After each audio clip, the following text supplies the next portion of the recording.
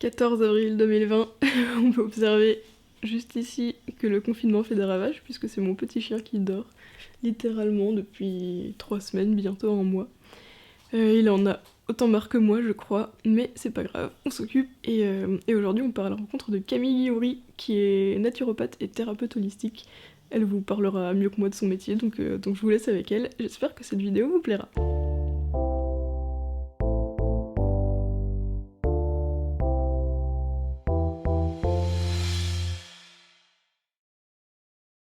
Salut, moi c'est Camille et du coup je vous fais cette vidéo là afin de vous présenter mon métier. Donc effectivement je m'appelle Camille, j'ai 22 ans et initialement je souhaitais devenir naturopathe. J'ai donc fait une formation en ligne qui a duré une année sur la naturopathie humaine. Ensuite j'ai obtenu mon certificat et donc du coup j'ai rejoint l'ESNA, l'école suisse de naturopathie animale, pour me former en naturopathie équine. Toujours à distance du coup, puisque l'ESNA est en Suisse. Et pourquoi ce choix-là? Parce qu'à l'époque, il n'y avait pas d'école en France, tout simplement, et que du coup, il n'y avait qu'une formation, et que l'école suisse me semblait être la plus globale. Maintenant, les choses ont évolué, et du coup, vous avez par chance des écoles en France. Voilà. La naturopathie, c'est quoi? La naturopathie, c'est un ensemble de pratiques qui visent à aider l'organisme à se guérir de lui-même par des moyens qui sont naturels. C'est-à-dire que chaque organisme possède sa force vitale.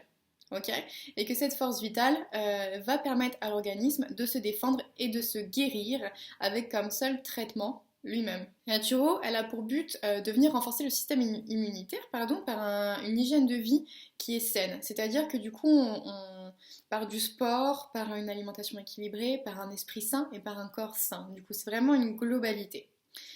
Ce qui m'a finalement le plus attirée dans ce domaine, et d'ailleurs dans le domaine de toutes ces médecines alternatives, c'est qu'au lieu de traiter les symptômes, ici on va traiter la cause. Et il y a une énorme différence. C'est-à-dire qu'en naturopathie, pas de camouflage, pas de cache-misère. Le symptôme est le signal d'alarme principal du corps et il vient vous prévenir d'un dysfonctionnement. Alors je vous en prie, écoutez votre corps et décelez les symptômes.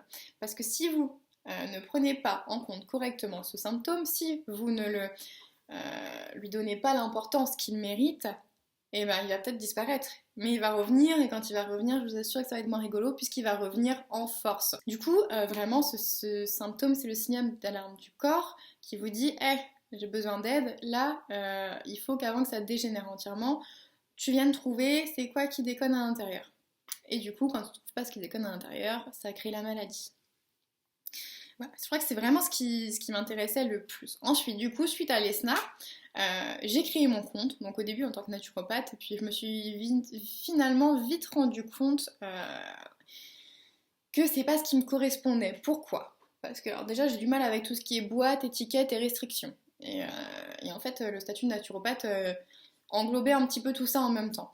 Du coup j'ai préféré me mettre en tant que thérapeute holistique, c'est un terme beaucoup plus large qui vraiment comprend plein d'éléments, façonne un petit peu comme on veut, dans le sens où du coup j'ai plusieurs outils dans ma boîte à outils comme j'aime l'imager, que me restreindre seulement au fait d'utiliser la naturopathie, c'était pas ce qui me correspondait le mieux. Maintenant, je vous propose des soins en naturopathie, mais également des soins énergétiques qui touchent du coup donc les corps subtils, les chakras, les méridiens et la libération émotionnelle. Mon outil principal de travail, donc dans du coup tous ces points-là, ça va être la radiesthésie. Et du coup, je vous présente le pendule, l'outil principal de radiesthésie. Le pendule permet d'amplifier les ressentis que j'ai. Du coup, il me connecte directement à certaines énergies et ça me permet de recevoir plus facilement les messages. Puisque je mets un point là-dessus, sur les soins à distance, ça ne change strictement rien qu'ils soient faits à distance ou en direct, puisque dans tous les cas, nous ne sommes qu'énergie, nous ne sommes que vibration. Donc, on communique exactement de la même manière. Comment se déroulent mes séances? On rentre dans le vif du sujet. Pour vous expliquer du coup le déroulement d'une de mes séances, on va prendre l'exemple ici de la séance avec Haritz. Je voudrais mettre quand même un point d'appui sur le fait que toutes les séances sont différentes. Du coup, elles ont en commun quelques lignes directrices et c'est celle-ci que je cherche à mettre en avant ici. Avant toute séance, je mets une règle d'or, c'est de demander l'accord à l'animal. Si l'animal est OK pour travailler avec moi ou s'il ne souhaite pas travailler avec moi. Si il est ok, il n'y a pas de souci. Qu'à l'inverse, du coup, je peux potentiellement chercher la cause en fonction du besoin, je peux savoir s'il a envie de travailler avec quelqu'un d'autre, ou alors si c'est simplement pas le bon moment pour lui. Donc ensuite, une fois que j'ai obtenu l'accord de votre animal, on va aller chercher ensemble la séance qui lui correspond le mieux. Donc, j'aime, généralement, je vous avoue, laisser choisir votre animal quand même de la séance. Je l'ai pas sorti de mon classeur.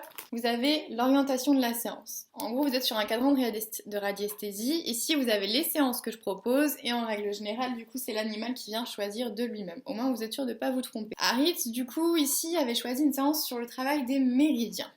Un soin sur les méridiens ainsi qu'une libération émotionnelle. Il faut savoir que généralement ça se couple ensemble. Donc du coup, on a travaillé sur certains points particuliers et on a travaillé surtout sur beaucoup d'émotions de son passé. Parce qu'effectivement, on peut aussi travailler sur le présent, on peut travailler sur le passé, et on peut travailler aussi sur des tracas du futur. Tout dépend de ce que l'animal a exprimé sur l'instant T, de ce qui le tracasse le plus. Quand je travaille sur les méridiens, avant tout je cherche à mettre en lumière soit une émotion, donc l'émotion qui domine, soit la blessure d'âme.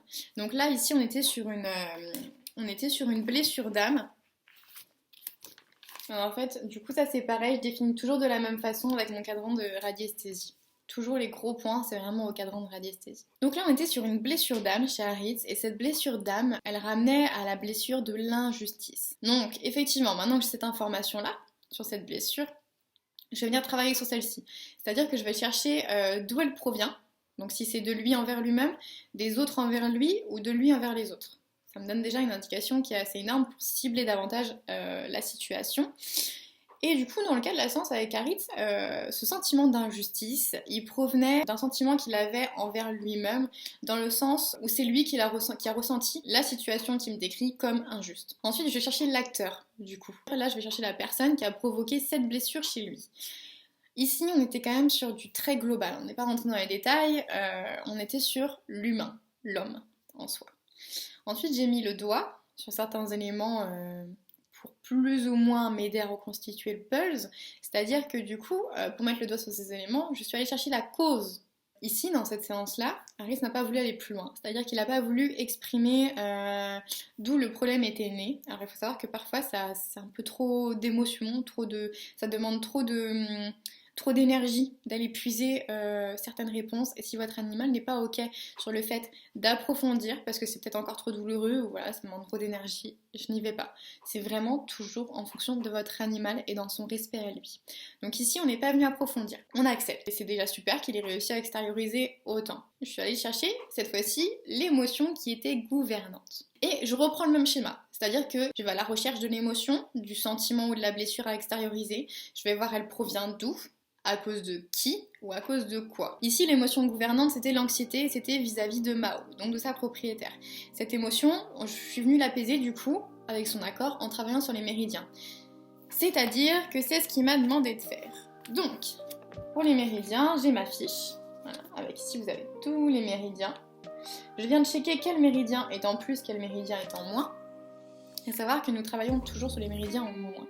Ensuite, j'ai plusieurs techniques qui me permettent de déterminer sur lequel je dois travailler pour débloquer le reste de la roue. Ici, c'était sur le méridien poumon. Ok, pas de souci, on se lance sur le méridien poumon du coup. Et sur ce méridien, il en ressort deux émotions. La première, c'est la fierté. Je reprends le même processus, fierté envers qui? Fierté envers lui. Ok.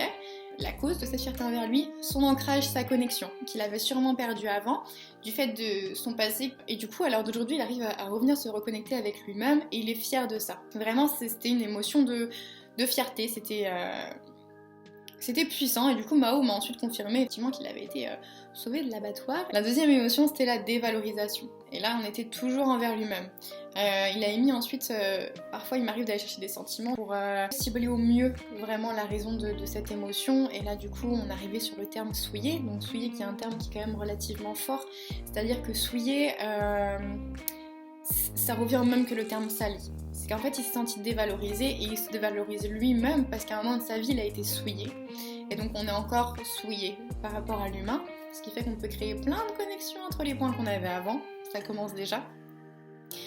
Donc du coup, je suis venue travailler avec la technique de l'EFT, qui est une technique en fait qui consiste à transformer une phase négative en positive. C'est-à-dire, même si négative, je m'accepte complètement, phrase positive. Ok, c'est une technique qui a fait de nombreuses preuves Et du coup, c'est ce qui m'a demandé de venir travailler là dans cette séance. Je trouve l'endroit le plus adapté pour tapoter avec lui, et pour le coup, c'était sous le sein gauche. Donc, hop, on va bien tapoter comme ça, en prononçant la phrase, du coup, que j'ai déterminée avec lui. Ici, c'était même si j'ai été souillée, je m'accepte complètement et je prends conscience que j'ai des valeurs. Voilà. Généralement, il faut la répéter 5-7 fois et ensuite c'est à propriétaire, si le cheval en ressent le besoin, et du coup ici c'était le cas, de travailler sur cette phrase. Et ça paraît tout bête, mais figurez-vous que ça soulage énormément puisqu'on travaille sur des points de méridien et que du coup ça relance les flux dans le corps. À travers du coup ces 2 points mis en lumière, on a travaillé sur la valorisation du coup de son être, de lui-même, ce qui a permis d'équilibrer l'ensemble des méridiens. Vous voyez, parfois il en faut peu. Ça a permis du coup de retrouver une harmonie globale là-dessus. Et du coup, Haritz, là pour le coup, n'avait que 2 points à traiter. Mais il arrive parfois qu'il y ait beaucoup plus de points, que la séance soit beaucoup plus profonde ou qu'elle soit beaucoup plus superflue. Tout dépend de votre animal. S'il veut rentrer vraiment dans les éléments qu'il aborde ou s'il préfère juste les survoler. Du coup, je lui demande si c'est ok pour lui qu'on clore ce passage. Donc, bien sûr, avec vérification d'abord que tout est harmonieux, que les méridiens sont ok, que tout est ok, et je demande si on peut passer à la libération émotionnelle qu'il a demandé. Alors là, oui, il n'y a pas de souci, on part sur la libération émotionnelle, je repars sur le même schéma qu'au début, c'est-à-dire recherche d'émotions, qui, quoi, on cherche des informations, et à la fin qu'on a pris toutes ces informations, on va venir chercher la cause. En globalité, du coup, dans cette partie de libération émotionnelle, on a mis en lumière chez Haritz son enthousiasme de s'être reconnecté à lui-même, à son intérieur, à tout ce qui fait qu'en gros il est lui dans ce monde-là, et du coup on a eu un réel apaisement. C'est-à-dire que vraiment juste cette reconnexion à lui-même, le fait de mettre en mots cette reconnexion, le fait de dire qu'il était heureux d'être encore de ce monde-là, a créé mais une vague d'apaisement énorme. L'autre émotion par contre elle était à l'opposé, parce que du coup, il a encore décidé de me montrer 2 émotions dans cette phase de libération émotionnelle. Et du coup, l'autre émotion est à l'opposé dans le sens où on est sur de la panique, en vue de sa mission de vie. Alors vous allez me dire, il n'y a pas forcément de rapport. Mais non, il se peut qu'effectivement, il ait plein de points à aborder et que du coup, on les aborde différemment, il n'y a aucun souci avec ça. Quelle est la mission de vie d'ailleurs d'Haritz ? Sa mission de vie, c'est de venir en aide à une personne. Cette personne, c'est Mao, sa propriétaire. Donc, j'accompagne cette panique du mieux que je peux, à nouveau par la technique de l'EFC, donc des points, en formulant une phrase qui lui correspond. Et ici, il n'y a pas besoin de reproduire cette technique, il me dit clairement que c'est ok pour lui, par contre il aura besoin d'un accompagnement verbal avec Mao. C'est-à-dire que même si elle le valorise déjà, il faudrait qu'elle continue à lui dire « Ok, c'est pas à toi de me sauver, de toute façon personne ne sauve personne, ça c'est quelque chose qui est à retenir vraiment, personne ne sauve personne, on peut juste accompagner, mais voilà, justement, je vais tenter de t'accompagner au mieux et ensemble on va réussir. Parfois on sous-cote l'impact que les mots peuvent avoir sur un être alors que c'est réellement quelque chose de super important, pas le mot en lui-même mais la vibration qu'il en dégage, c'est vraiment super important. Et du coup, avant de conclure, avant de finir, il a voulu remettre en lumière cette blessure d'injustice, donc cette blessure d'injustice qu'on a vue tout au début, mais il a toujours pas voulu venir s'étaler dessus. C'est-à-dire qu'en gros, c'est un petit rappel, c'est hey, j'ai été blessée, oublie pas, et je pense qu'on travaillera ça dans une autre séance d'ailleurs. En bref, ma séance se finissait ici, sauf que Haritz, monsieur, n'a pas voulu parler de ses problèmes de peau, et c'était quand même quelque chose de relativement important à aborder. Du coup, avant de finir la séance, si vous me posez des questions, si vous voulez avoir des réponses sur certains points, il n'y a pas de souci, je vois ça avec votre cheval en fin de séance, il est ok pour en parler. Là, pour le coup, problème de peau, ça a checké direct, ouais, ok, on est sur quel type d'émotion ? Émotion terre. Et là, on est passé sur d'anciens souvenirs. Allez, rebelette, un coup dans le passé, on sent un peu d'amertume. Effectivement, la première émotion, c'était le rejet. Donc c'est un ressenti qu'il a eu au moment où il a ressenti cette injustice. Finalement toute la séance a un point quand même, hein. Ça dépend après des chevaux, mais là vous voyez cette séance-là elle portait quand même relativement sur son sentiment d'injustice. Et du coup il s'est senti rejeté, pour cause il se sentait pas à la hauteur de ce qu'on attendait de lui. C'est la seule émotion là-dedans qui a pu être mise au présent, le fait qu'il a peur de pas être à la hauteur.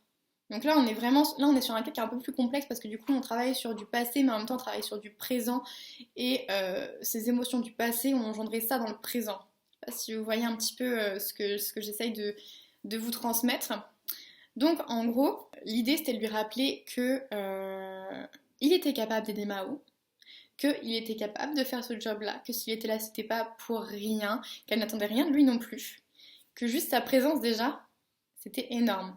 C'était déjà quelque chose de gros. Et son rejet, du coup, m'a également emmené au fait qu'il ait vécu, enfin, du moins c'est ce qui m'a parlé, et c'est ce qui a été confirmé avec Mao ensuite, qu'il ait vécu un manque alimentairement parlant. Il a été privé de nourriture et effectivement ça s'est réellement passé et les problèmes de peau se sont déclenchés à partir de ce moment-là. Donc pour lui-même, ce manque de nourriture, ces carences que ça a créées sont à l'origine de ce problème-ci aussi. Donc là, il est pour un accompagnement. D'après moi, dans tous les cas, la peau, tout ce qui est problème de peau, c'est juste une extériorisation du bordel qui se trouve à l'intérieur. C'est-à-dire que la peau, c'est le moyen de votre corps de s'exprimer. Tout ce que vous pouvez pas voir à l'intérieur, la peau, elle, peut vous le transmettre. Peut vous le faire comprendre du moins si vous essayez de le comprendre aussi, bien évidemment. Du coup, il m'envoie vers l'organe du foie, là en l'occurrence, ce qui semble plus ou moins cohérent. Et du coup, on va agir à l'extérieur sur ce problème-ci. Et c'est-à-dire que on va venir l'aider avec certaines plantes, donc certaines plantes que de base, si vous voulez, je sélectionne et qu'après je laisse choisir pour ce problème type. C'est-à-dire que c'est comme nous, hein. Si on choisit un aliment parce qu'on l'apprécie ou parce que c'est nous qui l'avons choisi, c'est plus simple que quand il a été imposé. On est d'accord. Donc là, du coup, on a validé le chardon-marie, l'artichaut. Il y avait une autre plante, le pissenlit. Voilà. C'est les plantes qu'on a choisies. Alors maintenant, à voir au niveau du traitement si ça a des effets sur le corps. Et ensuite, avant de finir cette séance, du coup, j'ai aussi reçu une information que la couverture c'était pénible. Parce qu'effectivement, par rapport à ses problèmes de peau, il avait des couvertures et il a jugé bon de me transmettre de lui-même que la couverture c'était pas bon. Donc là, pour le coup, je n'ai rien demandé. C'est vraiment venu à moi. C'est une information qui a été directe. Et effectivement, il s'est avéré que Mao lui a enlevé la couverture. Tout de suite, c'était beaucoup plus appréciable, soulagement. Et du coup, là j'ai terminé ma séance, je demande à Harit s'il est ok pour qu'on mette un point à celle-ci, s'il a tout dit, ce qu'il avait à sortir, s'il n'y a pas un sujet qu'on a survolé alors qu'il voulait qu'on approfondisse, je check bien tout, de manière à être sûre que son sac à dos soit allégé au maximum et qu'il porte le moins de choses possible sur son dos. Effectivement, là pour le coup, on avait fait le tour. Donc voilà. Après, à savoir qu'une séance s'appuie aussi un petit peu sur leurs énergies. Il faut faire attention à ça, donc toujours les écouter. Vraiment, s'ils veulent plus, c'est pas grave, on continuera une prochaine fois. Le but, c'est vraiment d'être à leur écoute au maximum. J'espère que j'aurai été claire, du coup, si vous avez des questions, surtout n'hésitez pas. Si vous souhaitez d'autres informations, c'est pareil. Je me porte à votre disposition. Voilà. Vous avez rencontré Camille, qui est donc naturopathe et thérapeute holistique. J'ai fait appel à ses services pour les problèmes de peau d'Harit parce que ça fait 6 mois qu'on ne s'en sort plus. Et voilà, pour l'instant, je suis hyper contente, j'ai rien à dire. Je venais juste pour des problèmes de peau et je ressors avec bien plus de choses sur lesquelles travailler. Enfin voilà, j'ai pas de mots, juste merci Camille. Si jamais vous avez besoin de quoi que ce soit ou vous voulez ces renseignements, je suis là et je vous mets ces renseignements dans la barre d'infos. Voilà, j'ai déjà mis un post sur Instagram. Pour vous faire le retour moi-même de son travail, elle est venue travailler sur Harit, enfin avec Harit, parce qu'il est malade depuis 6 mois maintenant et qu'on a du mal à s'en sortir. Je crois que j'ai pas plus de mots que ça à ajouter. Très clairement, les effets se sont fait ressentir dès le lendemain de sa séance, même si Camille travaille à distance. Et puis Camille, c'est la bienveillance incarnée. Très franchement, j'ai rien à dire. Je la recommande les yeux fermés, courez si vous avez besoin d'elle. Franchement, voilà, merci 1000 fois Camille, parce que tu as fait beaucoup de bien à Harit et à moi aussi, en passant. Alors voilà, j'espère que cette vidéo vous aura plu et que vous serez contents d'en avoir d'autres, puisque j'ai d'autres personnes qui sont prévues sur ma liste. Et voilà, on se retrouve bientôt pour une nouvelle vidéo et salut!